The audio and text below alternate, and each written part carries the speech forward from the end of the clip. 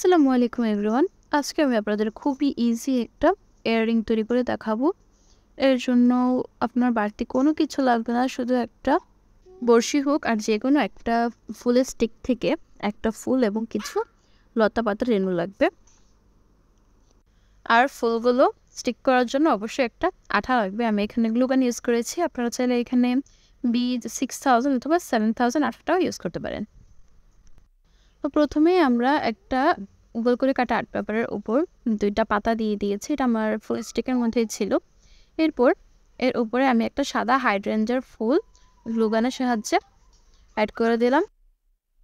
নতুন নতুন আরও এমন হ্যান্ডমেড জুয়েলারির ভিডিও পেতে আমার ফেসবুক পেজটিকে ফলো করে রাখুন এবং ইউটিউব চ্যানেলটিকে সাবস্ক্রাইব করে রাখুন।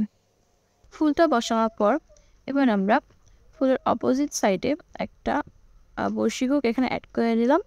আপনারা চাইলে এখানে একটা ইউপিন ব্যবহার করে তারপর বড়শি হুকটা অ্যাড করে দিতে পারেন।